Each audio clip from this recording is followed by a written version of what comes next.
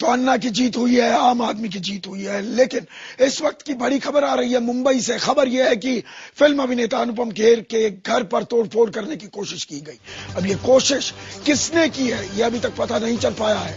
आपको बता दें कि उन्होंने IBN 7 पर बुधवार को हमारे खास कार्यक्रम एजेंडा के दौरान ये कहा था कि संविधान में अगर बदलाव की जरूरत है तो ये बदलाव करना चाहिए। और अब से कुछ देर पहले हमने अपने खास कार्यक्रम मुद्दा में अनुपम खेर से बातचीत की। उनके साथ थे एनसीपी के वरिष्ठ नेता नवाब मलिक, जो 6 अप्रैल के कार्यक्रम में भी शामिल थे।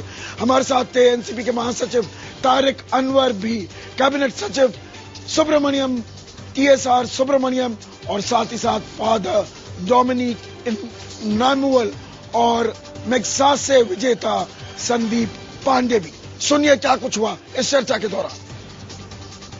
आशुतोष ने मुझसे पूछा था संविधान के बारे में, और आज मैं बहुत शॉक था। मैंने न्यूज़पेपर में पढ़ा कि किसी MLA ने मेरे बारे में खिलाफ बात की है कि मैंने बोला था कि संविधान को फेंक देना चाहिए। We should throw the constitution out. I have never said that, never. और मुझे ताज्जुब इस बात का है कि इस बात पर बिना डॉक्यूमेंट्री प्रूफ लिए एक कमेटी बिठाई गई है और प्रिविलेज मोशन मेरे अगेंस्ट पास किया गया है। और जब मैंने आपसे बात की थी, और आप इस समय ऑन एयर बोलिएगा कि आपके लोगों ने मुझसे कहा था कि मैंने आपसे ऐसी कोई बात नहीं कही है। बिल्कुल नहीं की। हमने सारे टेप्स देख लिए हैं, दोबारा देखे हमने, और आपने ऐसी कोई बात नहीं कही। जी, और इस बात का कि अगर मैं सच्चाई के लिए लड़ रहा हूं और करप्शन के खिलाफ जाकर मैं अन्ना हजारे और हजारों करोड़ों हिंदुस्तानियों के साथ जुड़कर आवाज उठा रहा हूं, तो इस तरह का विच हंट हो रहा है कि आज मेरे स्कूल में मेरे एक्टिंग स्कूल में कुछ लोग आए, उन्होंने मेरे बाहर गेट पे मेरे बोर्ड तोड़ दिए। और अभी मेरे को घर से फोन आया है कि कुछ लोग आए और बोतलें तोड़ रहे थे और गेट तोड़ दिया है, लाइट तोड़ दी है। मैं तो घर पर नहीं हूं। अनुपम खेर साहब, हमारे साथ नवाब मलिक भी हैं, वरिष्ठ नेता हैं एनसीपी के, मुंबई में ही मौजूद हैं, और उस दिन जब चर्चा हो रही थी वो भी एजेंडा कार्यक्रम में शामिल थे। नवाब मलिक साहब, क्या अनुपम खेर ने, मैं आपसे सीधा सवाल पूछ रहा हूं क्योंकि आप भी शिरकत कर रहे थे उस कार्यक्रम में, क्या अनुपम खेर ने संविधान का अपमान किया? नहीं, उन्होंने कहा था कि जब संविधान को बदल दो, फिर दूसरे दिन कार्यक्रम में उन्होंने कहा कि खादी बदल सकती है, चूल्हा बदल सकता है, तो संविधान क्यों नहीं बदल सकता। इस तरह की बातें उन्होंने की है। अब उसको लेके हक भंग दाखिल किया गया है, ब्रीच ऑफ प्रिविलेज, वो उन्होंने जवाब देना चाहिए। और जो चीजें होगी वो अपनी सफाई अगर विधानसभा में आकर देते हैं तो विधानसभा की कमेटी होती है। इसमें ऐसी कौन सी आपत्तिजनक बात कह दी नवाब मलिक साहब कि संविधान में बदलाव हो? 110 से ज्यादा बदलाव, संशोधन हो चुके हैं संविधान में, तो इसमें ये बात का बतंगड़ बनाया जा रहा है क्या असल में? नहीं, उन्होंने कहा कि चूल्हा बदल सकता है, इस तरह से संविधान बदलना चाहिए। तो ठीक है, संविधान की अपनी गरिमा है, कोई भी होकर संविधान के बारे में अगर अपने मनमर्जी से बातें करते रहेगा, मुझे लगता है कहीं ना कहीं असेंबली को लगा है तो प्रिविलेज मोशन उसमें एक्सेप्ट किया गया है। अनुपम खेर साहब, अभी हम दूध का दूध पानी का पानी कर देते हैं। अब हम वो रिकॉर्डिंग दिखा रहे हैं 2 दिन पहले क्या कहा था अनुपम खेर ने, अब जिस बात को लेकर उनके खिलाफ विशेषाधिकार हनन का प्रस्ताव पास किया गया है महाराष्ट्र विधानसभा में। सुनिए। जब भी किसी ने कोई गड़बड़ करनी होती है तो वो संविधान का सहारा लेते हैं। आप पुलिस में डिपार्टमेंट में चले जाइए, अगर ऊपर है उससे कोई बड़ा नहीं हो सकता। जी सर, मैं आपकी जितनी आप संविधान की इज्जत आप करते हैं उससे ज्यादा मैं संविधान की इज्जत करता हूं। मगर कुछ चीजें गलत होती हैं, कुछ चीजें सही होती हैं, जिसके बारे में आप पॉलिटिकली करेक्ट आंसर्स नहीं दे सकते हैं। वो मेरा ऐसा कहना है। मैं आपके बात पर मैं टिप्पणी कर रहा हूं। मैं आपकी बात से सहमत नहीं हूं और मुझे इससे सहमत नहीं होने का हक है। आप भी मेरी बात से सहमत नहीं है तो अच्छी बात है। बट मुझे ऐसा लगता है कि एक आदमी को पावर थोड़ा मिलेगी। There will be a whole committee of 10 members as he has suggested. तो 10 members will be from the political party and from the different walks of life. बिल्कुल, there is nothing wrong in that. बिल्कुल। और अगर संविधान change करना है तो संविधान चेंज होना चाहिए। जब 30 सेकंड के अंदर पार्लियामेंट के मेंबर ऑफ पार्लियामेंट की तनख्वाह बढ़ सकती है, उसका संविधान में पास हो सकता है विद इन नो प्रॉब्लम, कि जी इतना पैसा सिर्फ आप एमपी को मिल रहे हैं, इसका दुगना पैसा या 10 गुना ज्यादा मिलना चाहिए। अगर किसी को तो ये बिल पास क्यों नहीं हो सकता? तो चुनाव लड़े, चुनाव जीत कर आए, अपनी सरकार बनाए और अपनी मनमानी करने का काम करे। बड़ा अफसोस है आपकी बात सुनकर, मुझे आपकी बात सुनकर बहुत अफसोस हो रहा है। सुनी हुई सरकार, आप लोकतंत्र की बात कर रहे हैं मगर आप लोकतांत्रिक बात नहीं कर रहे हैं। नवाब मलिक जी, जो बात अनुपम खेर ने कही कि 10 लोगों की कमेटी बनेगी, और अभी भी जो अन्ना हजारे की बात, उनका कहना है कि कमेटी बननी चाहिए और इस कमेटी के अंदर जो जन लोकपाल बिल है उस पर चर्चा होनी चाहिए, उसमें बातचीत होनी चाहिए। उनका ये नहीं कहना है कि यही बिल बन जाना चाहिए। 15 लाख लोगों ने चुनकर भेजा है, उनकी कमेटी बन सकती है, उसके ऊपर विचार विमर्श हो सकता है, जनता से सुझाव मंगाए जा सकते हैं, अन्ना हजारे सुझाव दे सकते हैं, अनुपम खेर जी सुझाव दे सकते हैं, लेकिन ये सारा पार्लियामेंट्री सिस्टम हम खत्म कर दे, ये बात कहीं ना कहीं गैर जमहूरी है। अनुपम खेर साहब, नवाब मलिक साहब, चुनकर हमसे गलती हो गई, हमें माफ कर दीजिए, हमने गलत लोगों को चुन लिया, हम अपनी गलती स्वीकार करते हैं। बार बार हर 5 साल के बाद चुनाव आते हैं ना, आप दूसरे लोगों को चुनिए, आप चुनाव लड़िए, आपके सभी लोग चुनाव लड़े और जीत कर आए और देश को संविधान के तहत चलाने की बात कीजिए। संविधान के हट कर देश को चलाया नहीं जा सकता। नवाब मलिक साहब, अनुपम खेर ने, आप ही लोगों ने बनाया। आशुतोष, क्या ये रस्साकशी शुरू हो गई है कि आरोप लगेंगे तो दूसरों पर आरोप लगा दो, लोग गुमराह हो जाएंगे, असल मुद्दे को गौण कर दो? संदीप, मैं एक एडिटर होने के नाते मैं बता सकता हूं, जिस वक्त अनुपम खेर साहब थे उस वक्त नवाब मलिक भी थे, और अनुपम खेर साहब ने बिल्कुल इस तरीके की कोई बातचीत नहीं कही थी कि संविधान को कूड़ेदान में फेंक दीजिए। ये कौन से विधायक हैं और उन्होंने किस तहत और क्यों, किस मंशा के साथ विधानसभा को, महाराष्ट्र की विधानसभा को गुमराह करने की कोशिश की, वहां प्रस्ताव पास करे, मैं नहीं समझ पा रहा हूं। लेकिन जो बात नवाब मलिक साहब कहने का, आप अगले दिन की क्लिपिंग दिखाइए। मैं नवाब मलिक साहब को पूरी ईमानदारी के साथ और पूरी इज्जत के साथ कहना चाहता हूं कि दरअसल नवाब मलिक साहब, आपने पूरी चीज देखी नहीं है, आपने अपनी आंख के ऊपर एक पट्टी बांध रखी है और आपको दिखाई नहीं पड़ रहा है। दूसरे दिन मैंने अनुपम खेर साहब से साफ तौर पर पूछा था कि आपके खिलाफ विधानसभा में इस तरीके की बातें हो रही हैं, आपका क्या कहना है?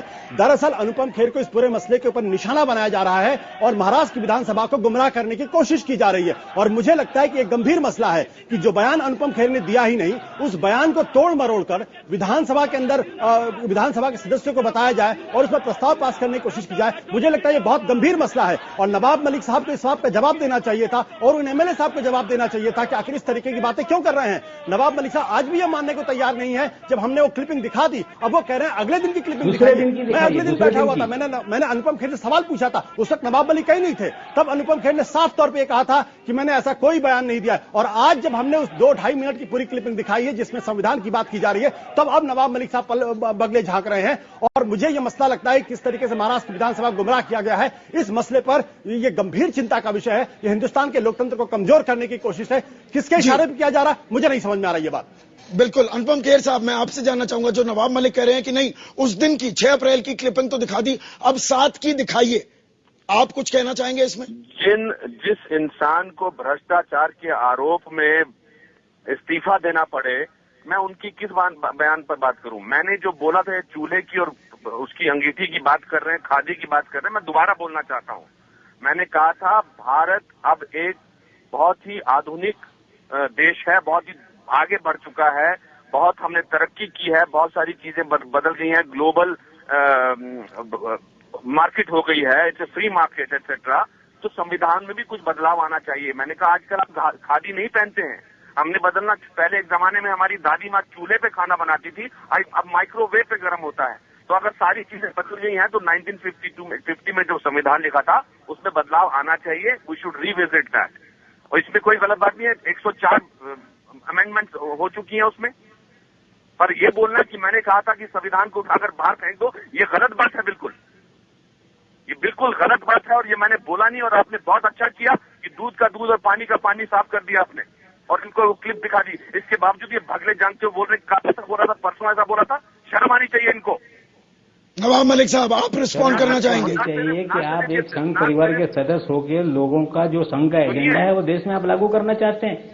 आपकी बीवी भारतीय जनता पार्टी के सदस्य है, आप कहीं ना कहीं जो भी आंदोलन में हिस्सा लेते रहे, कहीं ना कहीं इस देश के अंदर अकलियतों, दलितों के खिलाफ जो भी मूवमेंट हो रहा था, आप उसमें सामने हमेशा आते रहे। देखिए, आपने जो बात कही है कि संविधान को बदल दो, संविधान इतनी आसान चीजें नहीं है। संविधान में अमेंडमेंट होते रहते हैं। मैंने लेकिन जो बीजेपी का एजेंडा संघ का है कि मूल चूल परिवर्तन होना चाहिए, कहीं न कहीं आप इनडायरेक्टली उस एजेंडे को सामने लाने की कोशिश करते हैं। तारिक भाई, मैं आपसे जानना चाहूंगा, क्योंकि आप बहुत ही वरिष्ठ नेता हैं, ये गैर जरूरी विवाद है क्या? बात का बतंगड़ बनाया जा रहा है क्या? अनुपम खेर ने ऐसा आपत्तिजनक क्या कहा? हमने आपको सारी वीडियो दिखा दी, सारी रिकॉर्डिंग दिखा दी, आपकी राय क्या है इस पर? देखिए, मैं ये बात मैं इससे पूरी तरह सहमत हूं कि संविधान में संशोधन होता रहा है, आगे भी हो सकता है, इसमें कोई ऐसी बात नहीं है। लेकिन अभी जो कहा गया पवार साहब के बारे में, अन्ना जी ने जो कहा, मैं ये कहना चाहूंगा कि अन्ना जी का सर्टिफिकेट देना पड़ेगा कि हम भ्रष्ट हैं, कि हम ईमानदार हैं। ये बिल्कुल गलत है, जनता देती है। आज तक के 1962 से लेकर लगातार कोई भी चुनाव शरद पवार हारे नहीं है, और लाखों नहीं 5-5 लाख वोटों से वो जीते हैं। लेकिन तारिक भाई लोकप्रिय हैं। तारिक भाई, माफी के साथ इंटरजेक्ट कर रहा हूं। तारिक भाई, तो फिर मुझे ये समझाइए, ये जनता को ये समझाइए कि अन्ना उन पर इशारा करते हैं, उनकी ओर उंगली उठाते हैं, तो वो मंत्रियों का जो समूह बना हुआ है भ्रष्टाचार के मुद्दे पर, GOM ऑन करप्शन, उसकी सदस्यता क्यों त्याग दी अगर वो पाक साफ है तो? इसलिए कि वो इस विवाद से अलग होना चाहते थे। वो जानते थे कि अन्ना इस बात पर इस बात को वो उठाएंगे, इससे पहले कि वो उठाएं, वो उस विवाद से वो बाहर हो गए। उन्होंने कहा कि ठीक है, लोग फैसला करें। मतलब कोई भी आप पर उंगली उठा देगा, आप उस जनता से उस पर आ रहा है। और जो आदमी आज तक कोई मुखिया का चुनाव नहीं लड़ा, वो इस बात का सर्टिफिकेट देगा कि आप ईमानदार हैं और आप भ्रष्ट हैं। आशुतोष, दिक्कत क्या यहाँ पर आन पड़ी है? दिक्कत असल में क्या ये है राजनीतिक जमात को कि उन्होंने अपनी कंस्टिट्यूएंसी बनानी होती है, चुनाव जीत कर आते हैं, कि ये सिविल सोसाइटी के कहीं से ये नुमाइंदे कहां से आ गए जो हमारे हक, हमारे अधिकार छीन लेंगे? देखो संदीप, मुझे तारिक भाई बड़े वरिष्ठ नेता है, लेकिन मुझे उनकी बात पर हंसी आती है। इस देश के अंदर अगर चुनाव जीत लेने का मतलब ये होगा कि आप सबसे पवित्र हो गए और आपके ऊपर कोई उंगली नहीं उठाए, तो फिर इस देश की जुडिशियरी को भी हिंदुस्तान के नेताओं पर उंगली उठाने का अधिकार नहीं है। इस देश के एग्जीक्यूटिव को भी पार्लियामेंटेरियन पर सवाल उठाने का अधिकार नहीं है। ये और चुनाव में तारिक भाई, मुझे से बड़ा कोई अदालत नहीं है। तारिक भाई, हिंदुस्तान, आपको पता है हिंदुस्तान के तमाम अपराधी जो हैं वो चुनाव लड़ते हैं, चुनाव लड़ने के बाद सांसद और विधायक बन जाते हैं। तो क्या वो पवित्र हो गए? क्या उनका सारा अपराध माफ हो गया? आप किस तरीके की बातें कर रहे हैं? आप किस तरीके की बातें कर रहे हैं? जनता की अदालत से बड़ी कोई अदालत नहीं है। या जनता की अदालत में अगर कोई अपराधी चुनाव जीत के आ जाता है तो अपराधी नहीं रहेगा वो? जनता ने अगर उनको चुना है और बार बार चुना है, कोई ऐसा नहीं कि एक बार चुन दिया। तारिक भाई, बार बार चुना है और लाखों वोटों से चुना है। तारिक भाई, अगर कोई अपराधी, अब मैं नाम नहीं लेना चाहता हूं, आपकी पार्टी में तमाम ऐसे लोग हैं, अगर अपराधी चुनाव लड़ के जीत के आता है तो क्या वो अपराधी नहीं रहेगा? क्योंकि जनता की अदालत से पाक साफ हो गया, उसको जेल से बाहर कर देना चाहिए।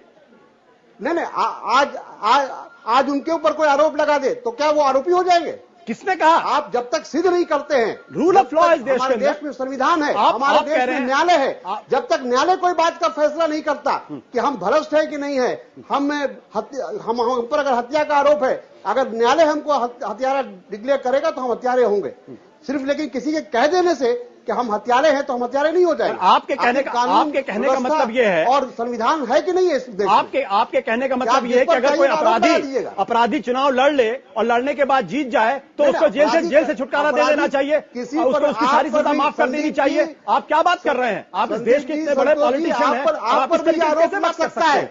आप पर भी ये कई आरोप लगाए जा सकते हैं। और भड़केगा जो शोला सा हमारे दिल में है, सरफरोशी